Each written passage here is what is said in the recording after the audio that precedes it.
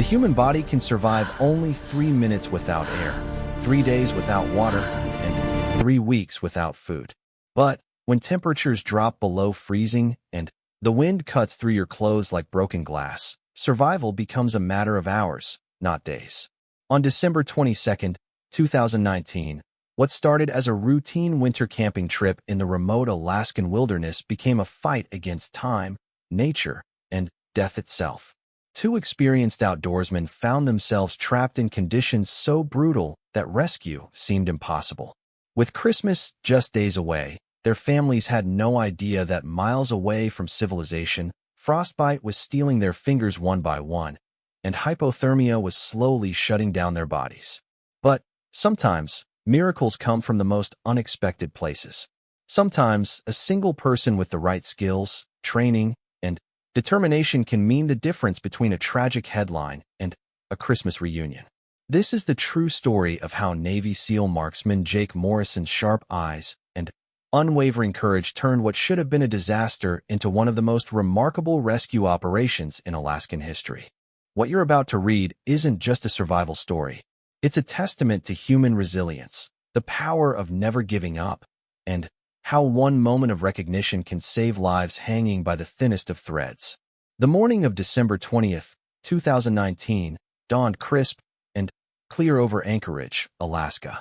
The kind of winter day that makes you forget how dangerous the wilderness can become when the sun disappears behind the mountains.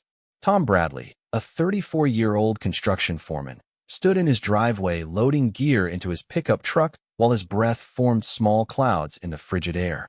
His friend Mike Chun, a 29-year-old park ranger, pulled up just as Tom was securing the last of their camping equipment. Weather looks perfect for the next 3 days, Mike called out as he stepped from his vehicle, checking his phone one more time. The forecast showed clear skies with temperatures hovering around 20 degrees below zero. Cold, but manageable for two men who had spent years exploring Alaska's backcountry. Tom had been planning this trip for months. Ever since his divorce became final in October, he needed something to clear his head before Christmas. The idea was simple. Drive up to the remote Chugach National Forest, hike into an area called Bear Creek Valley, and spend 3 days camping, fishing through the ice, and enjoying the kind of solitude that only Alaska's wilderness could provide. Mike, who had been Tom's closest friend since high school, immediately volunteered to join him. Both men were experienced outdoorsmen. Tom had grown up hunting and fishing with his father throughout Alaska. Mike's job as a park ranger meant he spent more time in the wilderness than most people spend in their own homes. They knew the risks, understood the weather patterns, and had the gear necessary for safe winter camping. What they couldn't predict was how quickly conditions could change in one of the most unforgiving environments on Earth. Their destination was a small clearing beside Bear Creek, roughly 15 miles from the nearest road. The area was known for its excellent ice fishing and stunning views of the surrounding peaks. More importantly, it was remote enough that they wouldn't see another human being for days. Tom needed that isolation. The past few months had been brutal. His marriage of 8 years had crumbled. His ex-wife had moved to Seattle with their 6-year-old daughter Emma, and he was facing the prospect of spending Christmas alone for the first time since becoming a father. This is exactly what you need, Mike had told him when Tom first mentioned the trip. 3 days of nothing but mountains, stars, and fish. No lawyers, no paperwork, no reminders of anything you want to forget. The drive to the trailhead took them deep into the Chugach National Forest, along winding roads that became increasingly narrow and icy as they climbed higher into the mountains. They passed the last ranger station at 2 p.m., where Mike checked in with his colleague Sarah Martinez, informing her of their planned route and expected return date of December 23rd. "Be careful out there," Sarah told them as they prepared to leave. Weather Service is showing some disturbances moving in from the Gulf of Alaska. Probably won't hit until after Christmas, but you know how these things can shift. Mike nodded and promised to check in by radio if conditions changed. The Park Service required rangers to maintain communication protocols even during personal trips, especially in winter. Tom appreciated having Mike along not just for the friendship, but for his professional knowledge of wilderness safety and emergency procedures. The trailhead parking area was empty except for their truck, which wasn't surprising given the time of year and the remote location. Most casual hikers avoided this area in winter, leaving it to serious outdoorsmen and the occasional hunting party.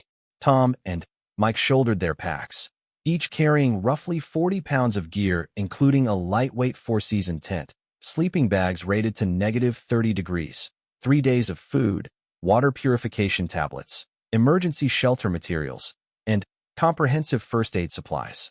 The hike to Bear Creek Valley took them along a well-marked trail that wound through dense stands of spruce and hemlock trees. Fresh snow from the previous week made the going slow but not difficult. They used snowshoes and took turns breaking trail, switching lead position every 30 minutes to avoid fatigue. The temperature held steady around -15 degrees, cold enough to keep the snow firm underfoot, but not so cold as to pose an immediate danger. As they hiked deeper into the forest, the sounds of civilization disappeared completely. No distant traffic, no aircraft overhead, no human voices. Just the crunch of snow under their feet, the occasional call of a raven, and the whisper of wind through the trees. For Tom, this was exactly what he needed. The rhythm of hiking, the focus required to navigate the trail, and the stunning beauty of the winter landscape began to ease the tension he had carried for months. "Remember when we used to do this every weekend?" Mike asked as they stopped for a water break around 4 p.m. They were about halfway to their destination, making good time despite the snow conditions. Tom smiled, his first genuine smile in weeks. "Before adult responsibilities ruined everything," he replied. "When the biggest decision we had to make was whether to fish the morning hole or the evening pool." They had been hiking together since they were teenagers, back when Tom's father would drop them off at various trailheads around Anchorage with basic gear and pickup instructions. Those early wilderness experiences had taught them both crucial survival skills and fostered a deep appreciation for Alaska's natural beauty. It had also created a bond between them that survived military service, marriages, career changes, and all the other complications of adult life. By 6 p.m., they reached the Bear Creek Valley clearing just as the last light was fading from the western sky. The location was everything they had hoped for. A small frozen creek meandered through the center of a natural meadow surrounded by towering peaks. Thick forest provided windbreak and privacy. Most importantly, they could see evidence of fish activity under the ice where the current created areas of thin formation. Setting up camp in winter darkness required careful coordination. They had practiced this routine many times, each man knowing exactly what needed to be done and when. Tom began clearing a level area for their tent while Mike gathered firewood and identified the best location for their cooking area. Within an hour, they had established a comfortable base camp with their tent properly secured against wind, a safe fire ring constructed away from overhanging branches, and their gear organized for easy access. Their first evening passed peacefully.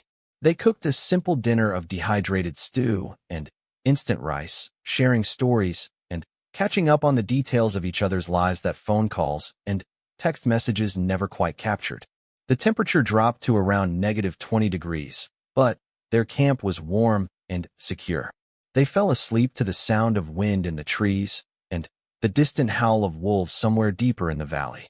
December 21st dawned gray and overcast, with a light snow falling that turned the landscape into something from a postcard. Tom woke first and quietly started a fire to warm the camp while Mike slept in. The routine of camp life felt good to him. Simple tasks with clear purposes. Boil water, prepare breakfast, check equipment, plan the day. No complicated emotions or impossible decisions. After breakfast, they spent the morning cutting fishing holes through the creek ice and setting up their lines. The ice was nearly 2 feet thick, requiring considerable effort with their ice spears and augers. But underneath, they found exactly what they were looking for. Clear, cold water with healthy populations of Arctic char and rainbow trout. By noon, they had caught enough fish for lunch and dinner, cleaning them expertly and storing the fillets in a snow cache. The afternoon brought heavier snowfall and rising winds. Nothing immediately dangerous, but enough to make them more aware of changing conditions. Mike checked his weather radio and frowned at what he heard. "Storm system is moving faster than they predicted," he told Tom as they prepared their afternoon meal. "Still supposed to stay south of us, but The timing has shifted. Might get some weather tonight or tomorrow morning instead of after Christmas. Tom looked up at the gray sky, watching snowflakes dance in the wind. How much weather, he asked. Unclear, Mike replied. Could be just what we're seeing now. Could be significant accumulation with high winds. Radio reception is getting spotty, so I'm not getting complete forecasts. They decided to prepare for the worst while hoping for the best. They reinforced their tent with additional guy lines, moved more firewood closer to their camp, and organized their gear so they could pack quickly if necessary. Both men had enough wilderness experience to know that conditions could deteriorate rapidly in the Alaska backcountry, especially during winter. That evening, the wind picked up considerably. What had been a gentle breeze during the day became a steady 30-mile-per-hour wind with gusts that shook their tent and sent snow swirling through their campsite. They moved their cooking activities inside the tent's vestibule and prepared for what was clearly going to be a rough night. Worst-case scenario, we pack up in the morning and hike out early, Mike said as they settled into their sleeping bags around 9 p.m. Better to cut the trip short than get stuck in something we can't handle. Tom agreed, though part of him was reluctant to end the trip prematurely. This was the first time in months that he had felt truly relaxed, truly away from all the complications and pain of his recent life changes. The wilderness had a way of putting problems in perspective, of reminding him that there were things in the world besides divorce lawyers and custody agreements. Around midnight, Tom woke to the sound of their tent fly snapping violently in the wind. The storm had intensified significantly. He could hear trees creaking and occasionally crashing somewhere in the forest around them. Snow was being driven horizontally past their tent, creating a constant hissing sound against the fabric. When he checked the temperature gauge clipped to his sleeping bag, it read -32 degrees. Mike was already awake, listening to the storm and occasionally checking his watch. This is getting serious, he whispered, not wanting to alarm Tom, but clearly concerned about their situation. They spent the rest of the night taking turns staying awake to monitor conditions and ensure their tent remained secure. The wind continued to build, reaching sustained speeds of 40 to 50 miles per hour with gusts that Tom estimated exceeded 70 miles per hour. Their carefully chosen campsite, protected by trees and natural windbreaks, was taking a beating. In open areas, the conditions would have been life-threatening. December 22nd arrived without any improvement in the weather. If anything, the storm had intensified overnight. When Tom unzipped the tent door to assess conditions, he was immediately hit by a blast of wind-driven snow so intense he could barely see 10 feet in any direction. The temperature had dropped to -38 degrees, and the wind chill was making it feel like -60 or worse. We're not hiking out in this, Mike said, stating the obvious. The trail they had followed into the valley was now completely obscured by snow, and the wind was creating whiteout conditions that made navigation impossible. Even with GPS devices and compass bearings, attempting to travel in these conditions would be suicidal. They were trapped, 15 miles from the nearest road, in one of the most remote areas of Alaska, during one of the worst early winter storms in recent memory. Their planned 3-day camping trip had suddenly become a survival situation. The first challenge was keeping their tent intact. The wind was putting tremendous stress on every seam and anchor point. They spent the morning reinforcing everything they could, using spare rope and additional stakes to create a more secure shelter. It was exhausting work in the extreme cold, requiring frequent breaks to warm their hands and faces. Their second challenge was maintaining warmth. With the extreme wind chill, any exposed skin would suffer frostbite within minutes. They had to time their activities outside the tent carefully, limiting exposure to brief periods and ensuring they could quickly retreat to shelter when necessary. By noon, their situation had become genuinely dangerous. The storm showed no signs of abating, and they were burning through their fuel supplies faster than expected due to the extreme cold.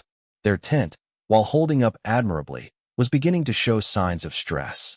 Several guy lines had stretched significantly, and they could hear the fabric straining with each powerful gust of wind. How long can this last? Tom asked as they shared a simple lunch inside their confined shelter. Mike checked his weather radio again, fighting to find a clear signal through the static. I can't get a decent forecast, he admitted. But, based on the pattern, It could be another 24 to 36 hours before it starts to break up. They both understood what that meant. They had enough food for another 2 days, but their fuel supplies were becoming critical. More importantly, their tent might not survive another full night of these wind speeds. If their shelter failed in these conditions, their survival would be measured in hours, not days. As the afternoon wore on, the reality of their situation began to sink in. They were experienced outdoorsmen who had prepared properly and made reasonable decisions based on available information. But they were learning firsthand why Alaska's wilderness commanded such respect from those who knew it best. Weather patterns that seemed manageable could turn deadly within hours. Remote locations that offered solitude and beauty could become death traps when conditions deteriorated. Tom found himself thinking about his daughter Emma, probably at that moment helping her mother prepare for Christmas in their new home in Seattle. Would she understand if something happened to him out here? Would she remember the camping trips they had taken together, the times he had taught her to fish and identify animal tracks? Or would she only remember that he had chosen a wilderness adventure over spending Christmas with her? The wind continued its relentless assault on their shelter as darkness fell on December 22nd. Neither man spoke much as they prepared for what they both knew would be a critical night. If the tent failed, if the cold became unbearable, if they couldn't maintain their core body temperature through the long Arctic night, Christmas would bring very different news to their families than anyone expected. Outside their fragile shelter, the storm raged on with a fury that seemed almost personal. Inside, two friends huddled together, conserving warmth and energy, and hoped that sunrise would bring calmer conditions and a chance to escape the trap that Bear Creek Valley had become. Dawn on December 22nd brought no relief from the storm that had trapped Tom Bradley and Mike Chun in Bear Creek Valley. If anything, the conditions had worsened during the night. Tom woke to the sound of fabric tearing somewhere in their tent system, followed by Mike's urgent whisper. "Tom, wake up. We've got a problem." The main support pole for their tent had snapped during the night, leaving one entire section sagging dangerously. Snow had begun accumulating on the collapsed area, adding weight that threatened to bring down the entire structure. Outside, the wind howled with undiminished fury, driving snow horizontally across their campsite at speeds that created a constant, terrifying roar. Tom checked his thermometer and felt his stomach drop. The temperature had fallen to -42 degrees, with wind chills that pushed the effective temperature below -70. At those temperatures, exposed skin would freeze solid in less than 2 minutes. Even through their heavy sleeping bags and winter clothing, both men were fighting to stay warm. "We need to fix this now," Mike said, already pulling on his outer shell jacket. "If the tent goes down completely, we're in serious trouble." The repair work required both men to work outside in conditions that challenged every piece of cold weather gear they owned. Tom had never experienced wind this powerful or sustained. It knocked him off balance repeatedly and made even simple tasks like tying knots nearly impossible. The snow wasn't falling anymore so much as being hurled through the air like tiny frozen bullets that stung any exposed skin. Working in 30-second intervals, they managed to rig a temporary support system using trekking poles and spare rope. The repair wasn't pretty, but it would keep their shelter intact for the immediate future. By the time they finished, both men were showing early signs of frostbite on their cheeks and noses despite wearing face protection. Back inside the tent, they assessed their situation with the brutal honesty that survival demanded. Their food supplies were adequate for another 48 hours if they rationed carefully. Water wasn't a problem since they could melt snow, though that required precious fuel. The real concern was their declining fuel reserves and the structural integrity of their shelter. "I'm getting maybe 6 to 8 hours of signal time on the weather radio," Mike reported after trying multiple frequencies. "But what I'm hearing isn't good. This storm system is much larger than anyone predicted. It's basically stalled over south-central Alaska." Tom absorbed this information while checking their remaining fuel cartridges. They had started with 4 full canisters, enough for a comfortable 3-day trip with plenty of margin for error. Now they were down to 1 full cartridge and one that was roughly half empty. In normal conditions, that would be sufficient. But maintaining body temperature in extreme cold required constant heat, either from their stove or from burning wood. "What about a fire?" Tom asked, though he already suspected the answer. Mike shook his head. Wind's too strong, and everything's buried under snow. Even if we could get something started, it wouldn't last 5 minutes in these gusts. They spent the morning conserving energy and trying to stay warm. Every movement outside their sleeping bags sapped precious body heat that was difficult to replace. They combined their sleeping bags to share warmth, a standard cold weather survival technique that neither man was too proud to employ. Pride had no place in a survival situation. Around noon, Mike noticed something that made his blood run cold. Tom was having difficulty with fine motor control in his hands. When he tried to operate their small camp stove, his fingers weren't responding properly to his commands. The movements were clumsy and uncoordinated. "Tom, look at your hands," Mike said quietly. Tom held up his hands and stared at them with growing concern.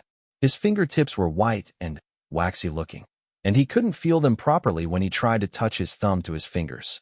Classic signs of frostbite, despite wearing high-quality insulated gloves throughout their ordeal. Mike examined his own hands and found similar symptoms, though not as advanced. The cold was winning, slowly but steadily stealing their dexterity and threatening their ability to perform the basic tasks necessary for survival. "We need to warm these up," Tom said, though they both knew their options were extremely limited. They couldn't risk burning extra fuel, and the techniques for treating frostbite required resources they didn't have. They spent the next hour working Tom's hands back to functionality, using body heat and gentle massage to restore circulation. The process was painful and only partially successful. Tom regained some feeling and movement, but his fingertips remained numb and discolored. More troubling, the frostbite would likely worsen as their fuel supplies dwindled and their ability to maintain warmth decreased. The afternoon brought a new challenge: carbon monoxide poisoning. In their desperation to stay warm, they had been running their camp stove longer than was safe inside their enclosed tent. The symptoms started subtly: headaches, slight nausea, and difficulty concentrating. It was Mike who recognized the danger first. "We're getting too much CO in here," he announced, immediately shutting off the stove and opening the tent ventilation despite the brutal cold that rushed in. The fresh air helped clear their heads, but it also highlighted their impossible situation. They needed heat to survive, but using their stove inside the tent risked carbon monoxide poisoning. Using it outside was impossible in the current wind conditions. They were caught between competing deadly threats with no safe middle ground. As darkness approached on December 22nd, both men understood that they were in genuine peril. The storm showed no signs of weakening. Their shelter was holding, but barely. Their fuel was running critically low. Tom's frostbite was worsening, and they were both showing signs of mild hypothermia despite their best efforts to stay warm. "Sarah will report us overdue tomorrow morning," Mike said, referring to his colleague at the ranger station. "But nobody's going to attempt a rescue in these conditions." Tom nodded, understanding the reality of their situation. Even if searchers knew exactly where they were, no helicopter could fly in winds exceeding 50 miles per hour. Ground teams couldn't navigate in whiteout conditions. They were completely on their own until the weather broke. That night was the longest of both men's lives. They took turns staying awake to monitor the tent and watch for signs of hypothermia in each other.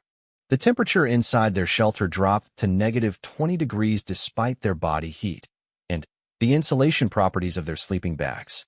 Outside, the thermometer read -45 degrees with wind chills approaching -80. Tom's frostbite continued to worsen.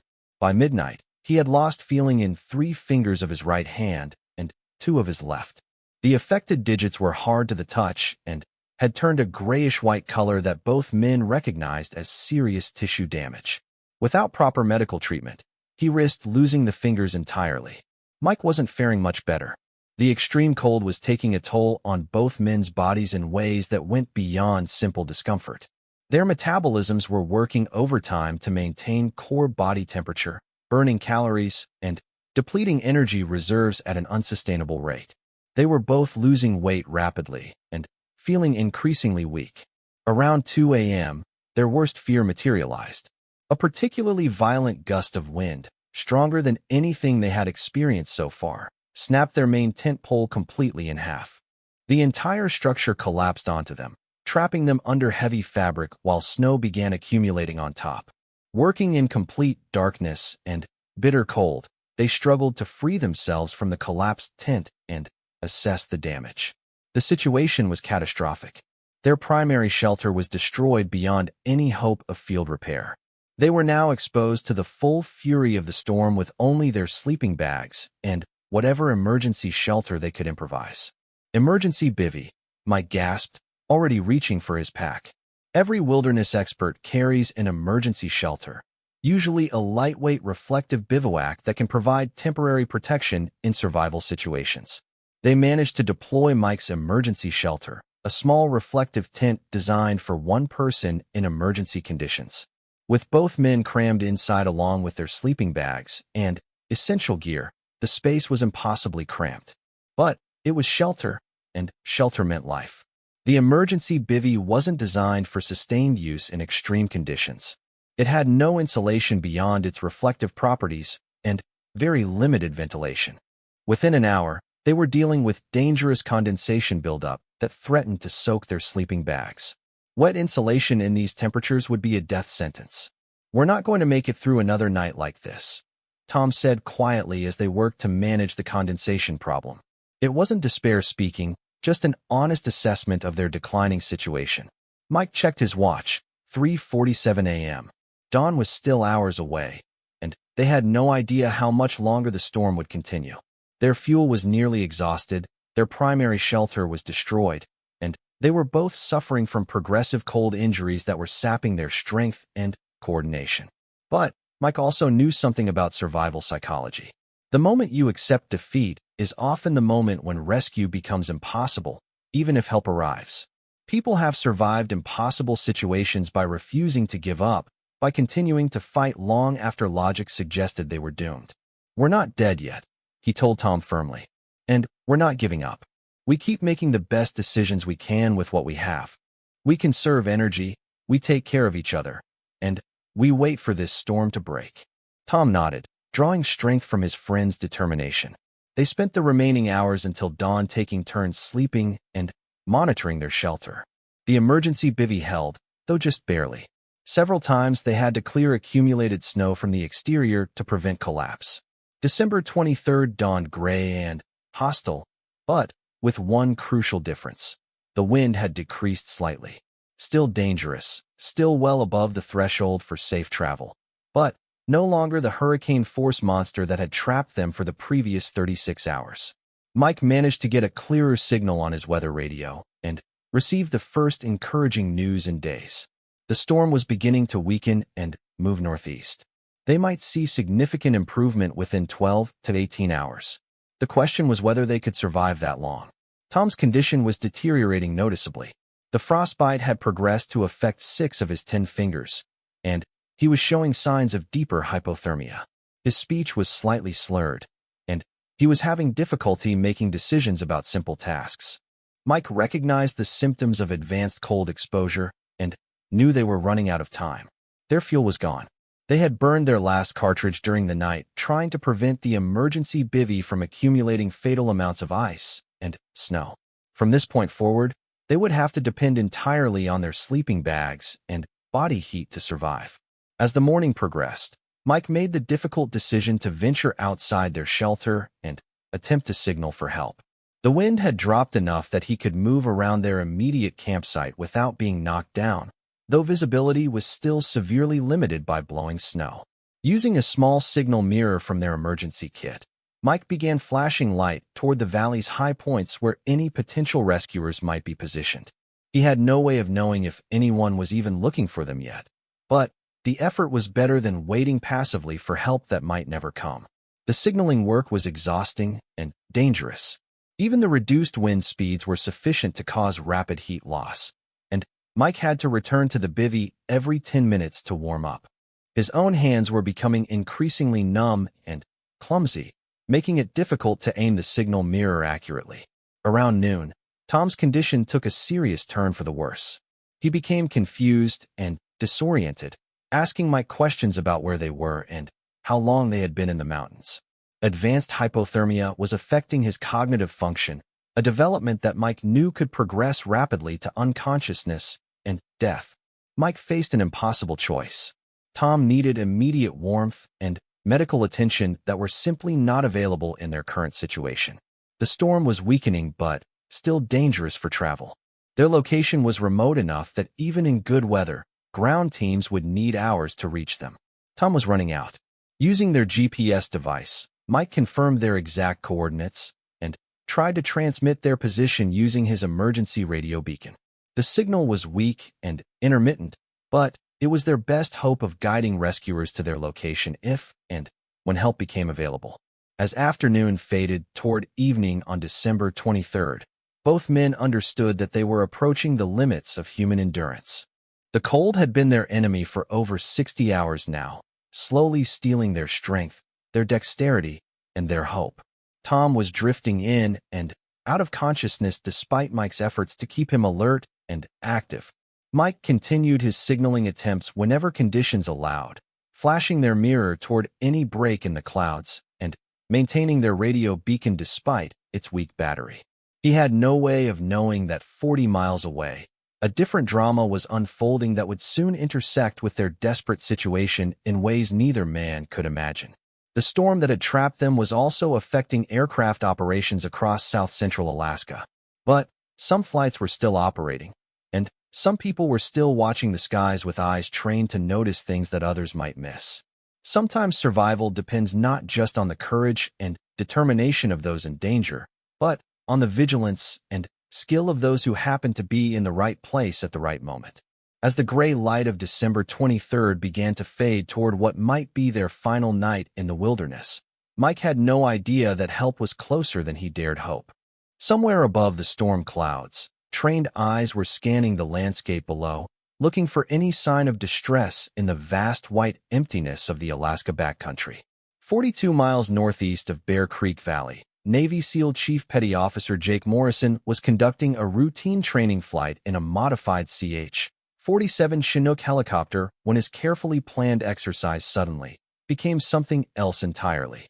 Morrison, a 28-year-old marksman instructor from SEAL Team 2, had been stationed at Joint Base Elmendorf-Richardson for the past 8 months, training special operations personnel in cold weather marksmanship and survival techniques.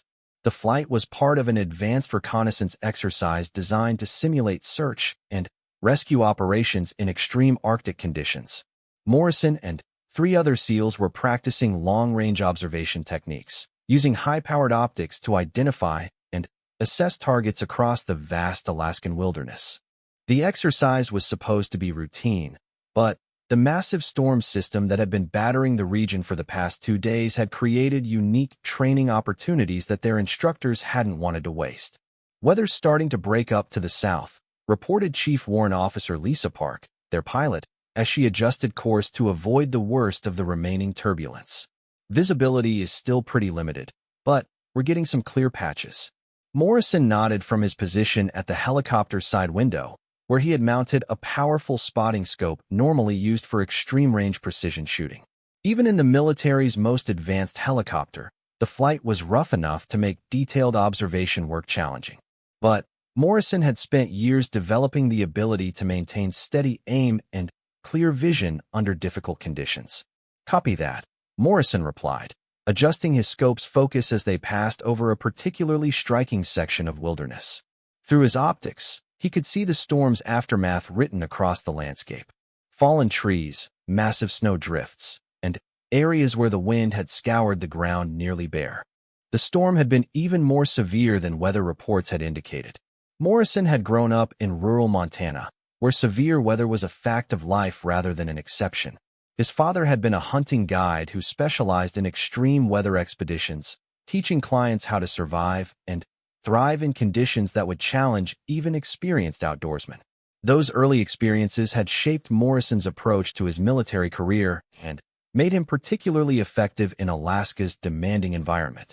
After graduating from the University of Montana with a degree in outdoor recreation, Morrison had enlisted in the Navy with the specific goal of becoming a SEAL. The training had been brutal, but his background in wilderness survival and extreme weather operations had given him advantages that many other candidates lacked.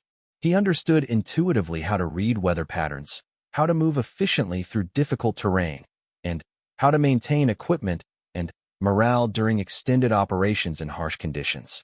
His specialty within the SEAL teams was precision marksmanship, particularly long-range shooting in challenging environmental conditions. Morrison could consistently hit targets at distances exceeding 1,500 meters while dealing with high winds, extreme temperatures, and rapidly changing light conditions. But his skills went far beyond simple shooting ability. He was trained to observe, assess, and report on everything he saw through his scopes, making him valuable for reconnaissance and surveillance operations as well as direct action missions. "Jake, I'm seeing some interesting patterns down there," called Petty Officer Second Class Rodriguez from the opposite window. "Looks like there might be some avalanche activity on the north faces of those ridges." Morrison swung his scope in Rodriguez's direction and immediately saw what his teammate was referring to. Fresh avalanche scars marked several slopes, showing where the storm's high winds had destabilized snow accumulations and sent thousands of tons of snow and debris racing down the mountainsides. The paths were still clearly visible as lighter-colored streaks against the darker forest. "Confirmed," Morrison reported to their pilot. "Multiple avalanche paths visible. Some of them look recent, probably triggered during the height of the storm." Chief Park adjusted their altitude and course to provide a better observation angle while maintaining safe distance from the potentially unstable slopes. The helicopter's instruments showed wind speeds that were still marginal for safe flight operations, but the conditions were improving steadily as the storm system moved northeast toward the Canadian border. Morrison had been scanning the landscape for nearly 2 hours when something caught his attention in a remote valley system roughly 15 miles southeast of their current position. At first, it was just an anomaly in the natural patterns of snow and vegetation, a slight discoloration that didn't quite match the surrounding terrain. "Chief, can you bring us around to bearing 147? Morrison requested, never taking his eye away from his spotting scope. "I think I see something that doesn't belong." Morrison's training had taught him to trust his instincts when something looked wrong, even if he couldn't immediately identify what was causing his concern. Through his high-powered optics, he was seeing details that were invisible to the naked eye and even to less powerful observation equipment. The ability to notice subtle anomalies in natural environments was one of the skills that separated elite reconnaissance specialists from ordinary observers. As the helicopter altered course and descended slightly to improve the observation angle, Morrison's view of the anomaly became clearer. What he was seeing wasn't natural. In a small clearing beside what appeared to be a frozen creek, there were definitely man-made objects. The regular patterns and unnatural colors stood out distinctly against the organic chaos of the storm-damaged forest. "I've got what appears to be a campsite," Morrison announced to his team. "Grid coordinates." He quickly calculated their position using the helicopter's GPS system and his own map reading skills. 57 Golf, 4198 by 73.